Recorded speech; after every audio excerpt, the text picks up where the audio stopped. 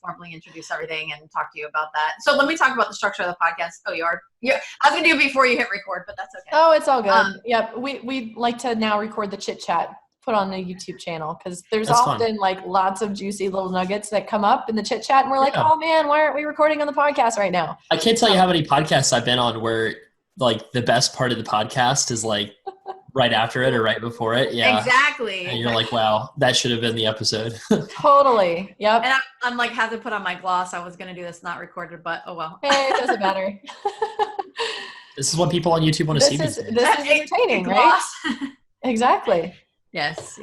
So it's good to have you here. So what's really cool is we just recorded a podcast before yours talking about finances and money. So this is really awesome kind of combo segue, and now you guys are right back to back. So yeah.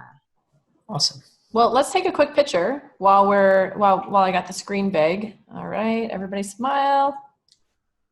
Got it. Cool. Awesome. We got that out of the way. And yeah, Katie, you were going to talk about the podcast structure? Yeah, I'll talk about the structure. I was going to talk about it before we hit record, so this part wouldn't be in it just because, hey, this is real life podcasting. That is true. This is real life. This is how the system works. There's like 36 steps in the system, and this is one of them. Yeah. So I know, obviously, Travis, you've been on podcasts, but not ours yet. So what we'll do is we'll introduce the show. We'll introduce you. We talk about last week's podcast. We do a lot of chit chat in the beginning, so we'll do that. We'll do a quick break for our sponsor before we get into your topic. Then we'll get into your topic. We usually record like about 25 minutes or so. Kate usually watches the time, so she'll let us know as we're approaching that. Our wrap-up question is usually, what do you want people to take away from your message today? And then you'll kind of give your takeaway. I know that people are going to go to, now did you have, oh, here it is. Wait, give away student plan. Okay. So we'll talk about your student loan planner. We'll let them know it's on the show notes. So you can say it, but you don't have to. We'll just say it's on the show notes and direct them there. And then just give one way people can get in contact with you, or the best way, I should say. Sounds great. Cool. Any questions? I think I'm good, Katie. I'm curious as what your shirt says. It says create every day. Oh, wait. We gotta get a picture of that. Hold on. Yeah, Hold on. there you go. I'll try and sit up higher here. Create every day. Just point to it. Wait, am I on top with you, Kate? Or am I pointing in a different on the bottom? Hold on, let me put you. I'll have to go like this. Gallery. Hold on. We gotta get this situated. You gotta point this way. I gotta point this way? I'll go I need my other hand. I can't do it. You gotta point up though. Up. Point up. Yeah, right there. Don't move. All right, cool. Good stuff. That's it. That was fun. That's a winner. Well, because I realized with Zoom, it's a like people. It's like the Brady Bunch. You never know which area, which box you're going to be in. Yep, exactly. Yep, or how it's looking on the other person's view. So, anyway, all right. Shall we get started? Yeah, let's dive in. We're already recording. So, guess what? I forgot to hit the stopwatch. You get so excited. I know. All right, I'm hitting it now, though. Okay, cool. So we'll take a 5-second, just pause, and then we'll get into the topic. Awesome. Hey there, Startup Nation. Welcome back to another episode of the Private Practice Startup Podcast. I am one of your hosts, Katie Lemieux, and we are here with my other co-host. Hey, everybody. It's Kate Campbell. We're here online. Yes, we're all three podcasting from 3 different places, which is so fun. I didn't have to drive the hour commute to Katie's house today. I was thinking as I was getting stuff done this morning, I'm like, oh man, this is so much more productive. This is like way, way smarter. We need to do this more often because I was thinking the same thing. It sounds good. It's working well, and it's much better, much more efficient. So yeah, we're here with Travis Hornsby today. Hey, Travis, what's up? Hey, great to be here.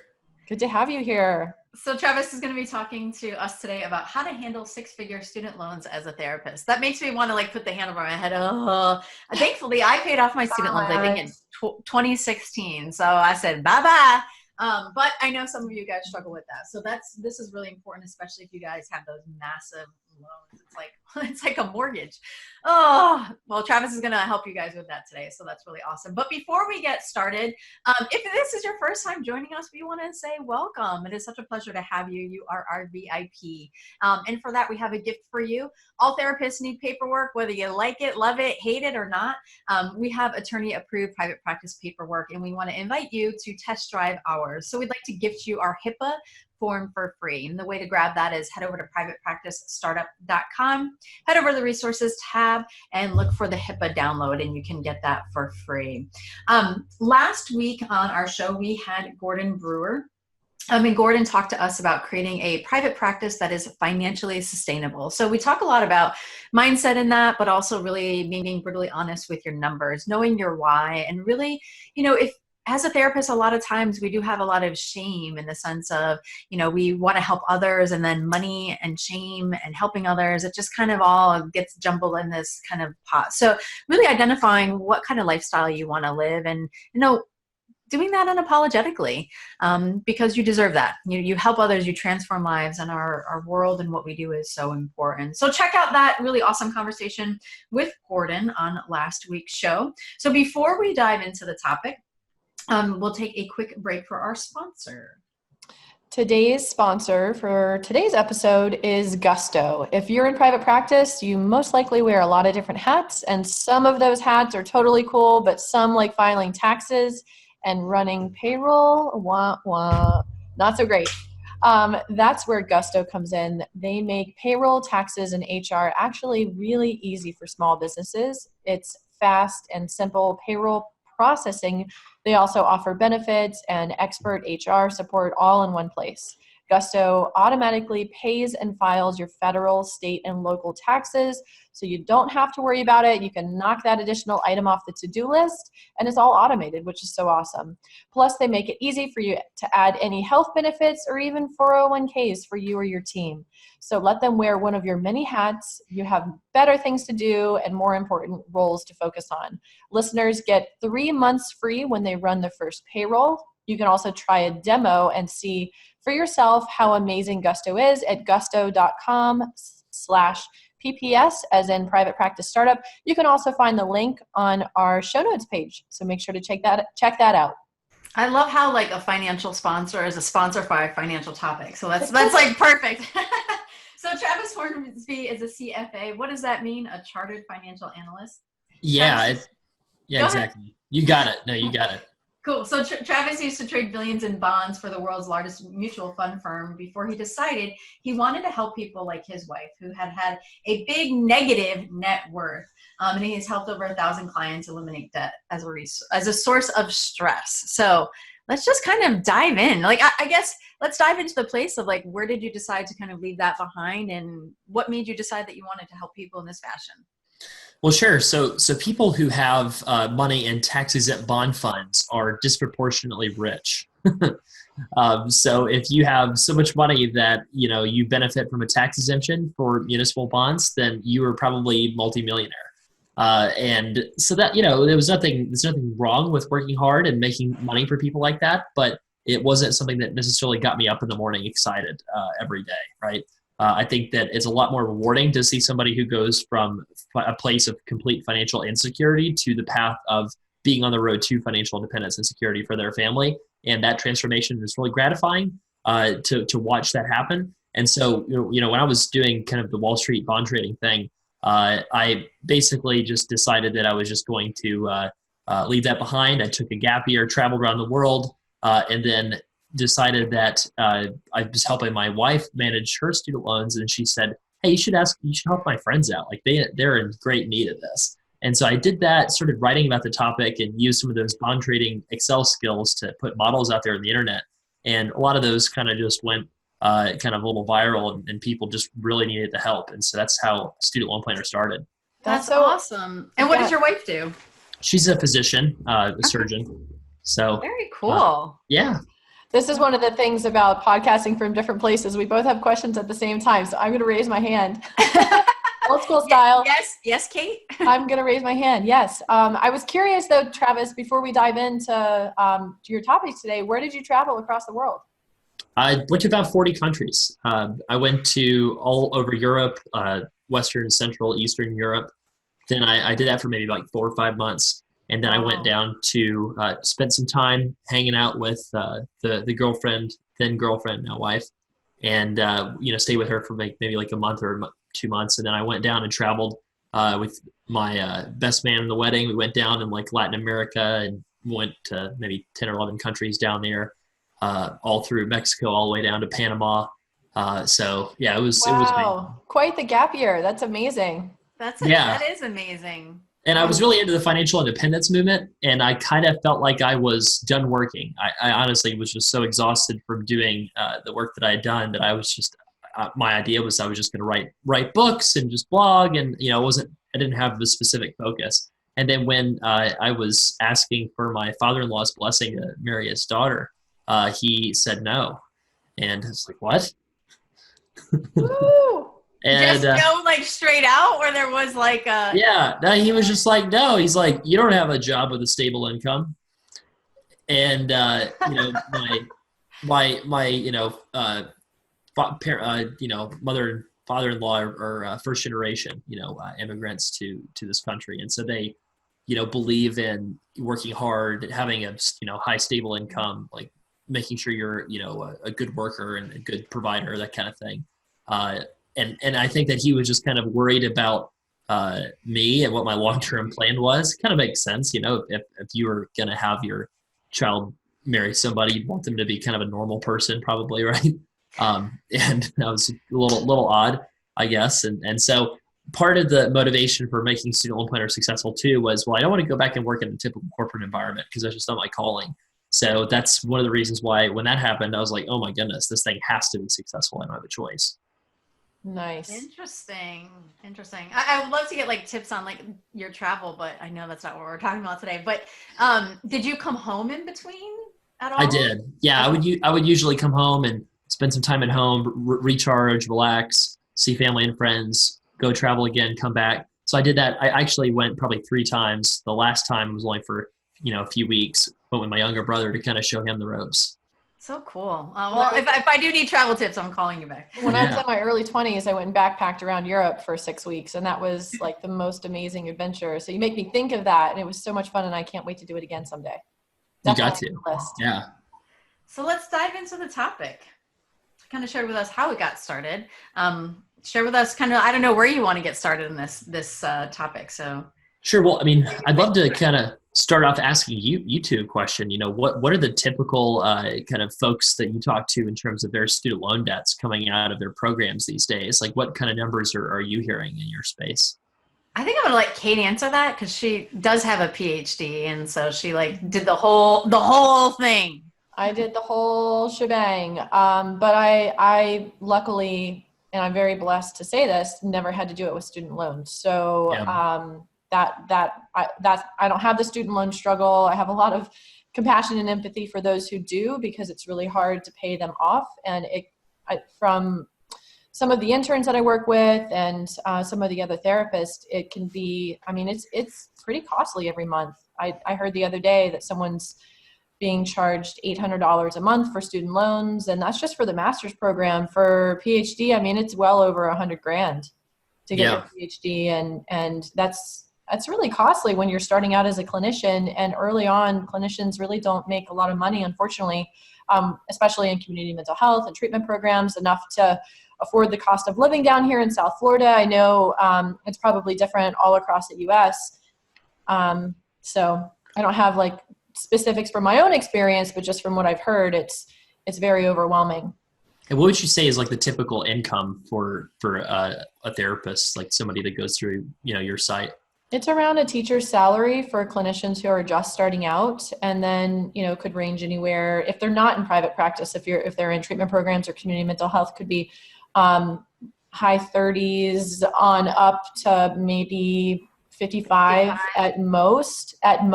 And then in private practice, it's significantly higher, but that takes time for clinicians to get to that point where they're making 6 figures plus and really able to make more income. Sure. So then I asked that just because I want to kind of talk about 2 different scenarios. So the first one who, let's say that she's doing the community mental health kind of program, working full time, making $40K a year. Let's say she's got $100,000 in student loan debt. So that kind of a person could really benefit from something called the Public Service Loan Forgiveness Program. That's the program that's a 10-year program. You pay based on your income. And at the end of those 10 years, any remaining balance that you have left over is forgiven tax-free. So nice. let's say you're making $40,000 a year. What they do is if you're on the revised pay-as-you-earn or the pay-as-you-earn program, then you're going to pay 10% of your discretionary income. So discretionary income is what your income is minus basically the federal poverty line times 1.5. So if you kind of do a little bit of math there, let's say that leftover amount after you do that subtraction is $20,000.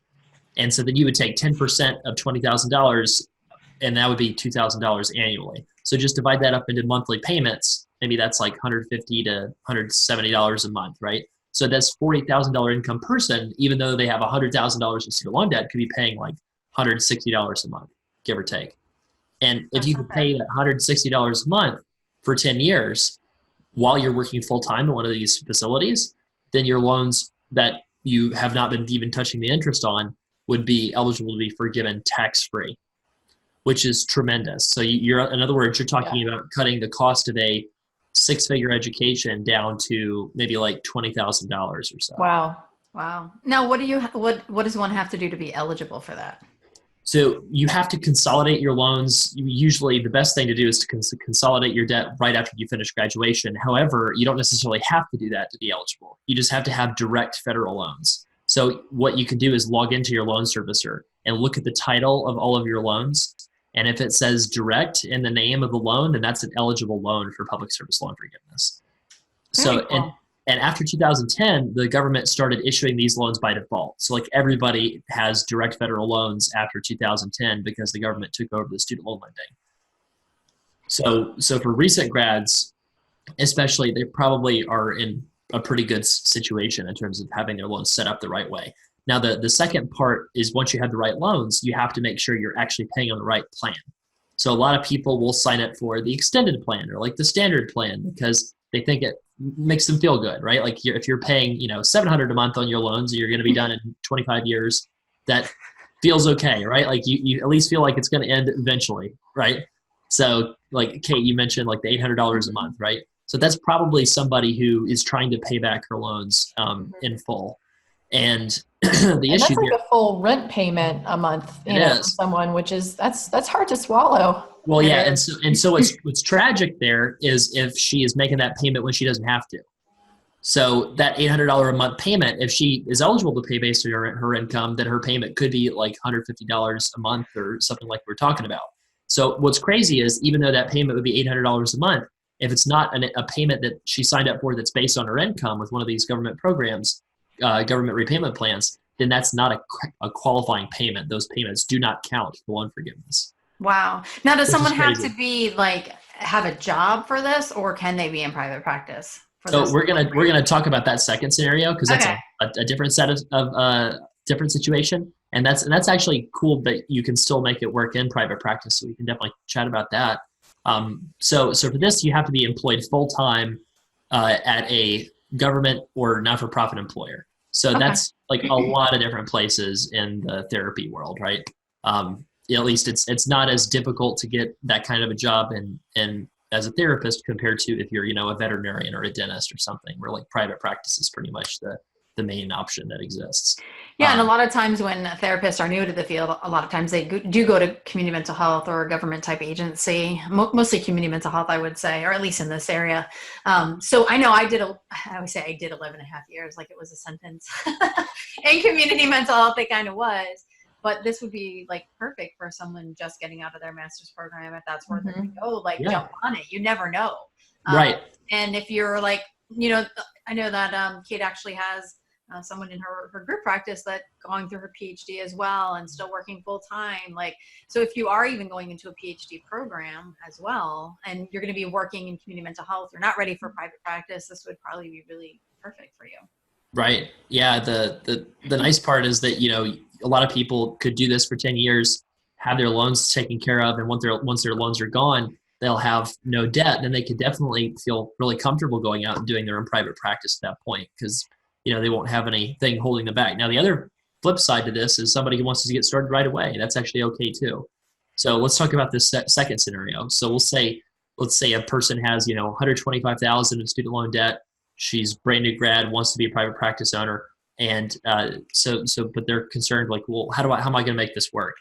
So as long as you have the typical things that an entrepreneur has to have to be successful, like an emergency fund and a business plan, and like all these things that you guys can help with, that's the main thing you have to be successful, even if you have a bunch of student loan debt. And the reason for that is if you are planning on, like Kate, you said some people make six figures. So if that's your plan to make six figures one day, and you have $125,000 of student loan debt and your spouse doesn't have any debt, then that debt is going to need to be repaid at some point, because your debt to income ratio is somewhat attractive if you're having a six-figure income with a low six-figure debt. So if you have $100,000 of income, $125,000 of debt, you're going to pay your debt off in full and not really receive any forgiveness. So what's cool is with these government repayment programs, there's one in particular called Revised Pay As You Earn. This program is a 10% of your income program, kind of like what we were talking about with the loan forgiveness. So you can sign up for this plan even if you're not going to long-term do loan forgiveness. And what's cool is, I would imagine, maybe I can ask this question: what's a typical income for like the first 3 years of practice on average? Well, the startup cost. That's a good question. I'm guessing low. Well, it really depends. It could be anywhere between 45 to 60 to 80 to 100. It really just depends. And I would even say sometimes like 20, but I think then you're still doing the balance of like full-time work. Well, that would be practice. For a side hustle practice, then but I would say sometimes it depends. And this kind of goes to your point about like having a business plan and having a clear marketing plan and knowing where to put your money to make your practice grow, which a lot of times clinicians just starting out don't have that. I know Kate just shared with me, she had a conversation with someone the other day about like the field of dreams mentality. It's like, well, I'll just go into practice and I'll have 10 clients a week and things will be great. And it's like, that's how it works. So I don't know. I would say like lower sometimes. Maybe 30, 35. So what's cool is like this program that I'm suggesting is actually something that's perfectly built for that kind of ramp up. So, at least in most businesses, like friends that I talk to, like, your first couple of years, like you can just break a profit, stay in business, like you're doing okay, as long as you're seeing consistent growth and like the recurring revenue is growing and those kind of things. So with this Revised Pay As You Earn program, you can pay it at like $100 or $200 a month, but you're accumulating interest of like maybe $700 or $800 a month alone because of the high interest rate. So what's cool about the Revised Pay As You Earn program is that they subsidize a portion of that interest every month if your income is low relative to your debt. Mm-hmm. So your taxable income. So if you're making $40,000 a year, you owe $125,000, and you would normally be accruing interest at like $800 a month. If you're on this Revised Pay As You Earn, you might accrue interest at a rate of like $400 to $500 a month instead, while your income's low. And then once your income grows up to a point where it's kind of high relative to your debt, that subsidy disappears. And then at that point, you could refinance your loans with a private lender, and you're basically selling them to a private lender and promising that private lender you'll pay them back instead. And because you have a high income relative to your debt, they're going to give you a lower interest rate in some cases than the federal government would. So you could cut a 6 or 7 or an 8% interest rate down to like 4 or 5, 5.5%, something like that. So the strategy there is, while you're trying to be successful in private practice, pay as little as possible, try to save as much as possible, and have a lot of liquidity for those unexpected events that happen in business so that you can grow. And then have your student loans put onto a plan where you'll get an interest subsidy, which will save you thousands of dollars a year. And then when you're finally up to the point where your income hits that level that you're expecting and you can pay it off, then consider refinancing your debt with a private lender and getting a cashback bonus, kind of like for credit cards. You can get cashback bonuses for refinancing, and also refinance to slash that interest rate to get out of debt even faster. That is so much. I didn't even know this world existed. And my mind goes, because I'm a private lender in real estate. So my mind almost goes to like, well, how is the lender's money protected? Yeah, great question. So student loans are the most difficult kind of debt to discharge in bankruptcy in the country. Okay, gotcha. So it's protected Yeah. that way.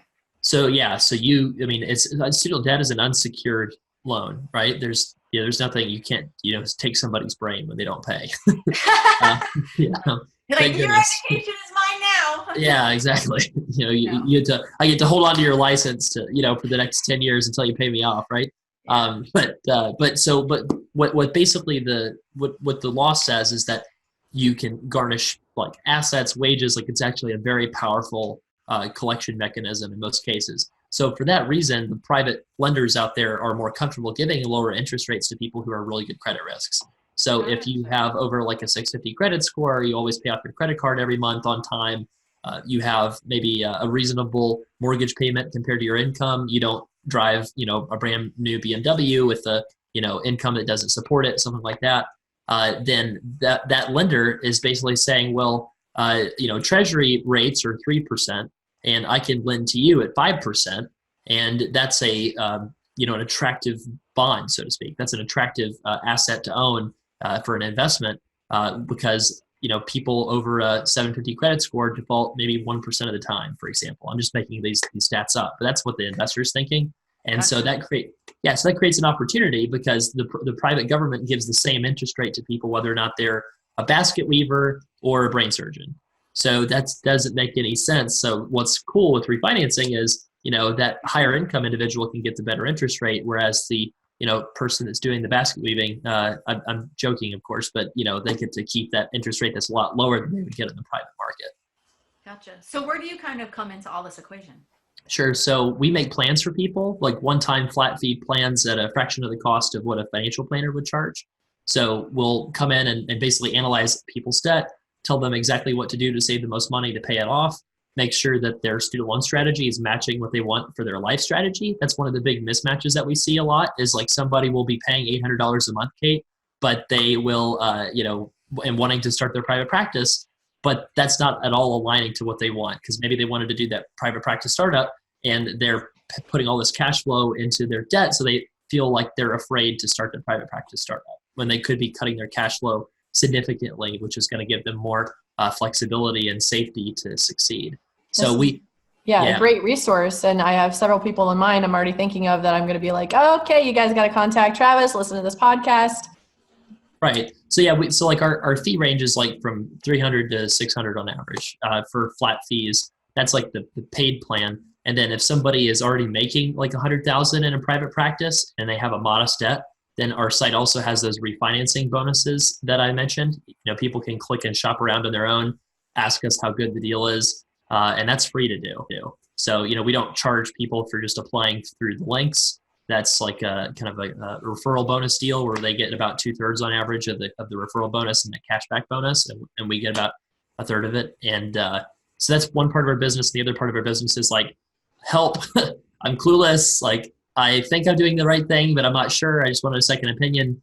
And for people who owe less than $200,000, that's the $295 flat fee rate. So that's what most social workers, therapists, psychologists, anybody with that kind of a degree would probably pay. Well, I was clueless until this podcast. So that's good to know that these resources are out there. And also I like your approach. It's not just the student loan stuff, right? It's what are your goals? What is it that you want to do? And this is how we can help you as well as help you with the student loan stuff. So I love that. That's great because one of the things that we talk about is really knowing, your financial goals, what it's going to take to get into private practice, all that stuff. So you are such a great resource for that. Thanks. Yeah, we're passionate about helping people that help others, right? So that's the reward for me is I get to watch somebody go from thinking like they can't start a family, they can't start a practice, like they can't achieve what they want in their career, and then they learn about these like ridiculously complex loan rules and how to optimize them for their situation, and suddenly they're on the path where they want to be. Right. That's awesome. Well, Travis, we so appreciate you being on our podcast today and reaching out to us because I know that this is something that many therapists struggle with. So this is such a great resource for them to have a way to like breathe a sigh of relief in regards to getting rid of that student loan debt and also make your dreams come true because that's just really important. So Startup Nation, we wanted to thank Travis for his awesome knowledge and information and helping you help others, as he said. And we hope that you join us next week. Next week, I'm going to be interviewing Kate on the podcast. So that's going to be a lot of fun. Kate is actually in the process of creating, and it's been a 10-month journey, her perfect group practice. So she's going to kind of talk us through, the idea of creating a practice, what that looks like, what you need to know, and just really overall her experience. So if you're in the process of creating, or you have created, or one day you will create your own group practice, or just your practice in general, you want to join us for that one. So Startup Nation, we want to say thank you for joining us today. As always, we'd love when you show us the love, whether that's an email, a review on iTunes, or even a Google review. We're inspired by us inspiring you, and that just makes us want to do more. So Startup Nation, have a fantastic and inspired day. Thank you for allowing us to inspire you from startup to mastery. See you next time, everybody. Thanks again, Travis. This was awesome. Sure. And the last thing, I guess, is if you have any questions, my email is travis@studentloanplanner.com. Feel free to reach out to me. That's right, Travis. I forgot to ask how people can get in contact with you. So thank you for that. And Travis also has a quiz that will be on our show notes page. So you guys can go grab that. Travis, why don't you just share with them quickly about the quiz? Sure. It's just going to allow you to get an idea about whether or not you should be refinancing your student loans or going for loan forgiveness. So it's just a simple kind of free thing you can use to see, which path that we think that you should take. Awesome. So definitely grab that, head over to the show notes page, and you guys can get that. And if this podcast speaks to you, I would definitely recommend getting in contact with Travis so he can help you. So thank you, Startup Nation. Thank you for allowing us to inspire you again from Startup to Mastery. Have an awesome day.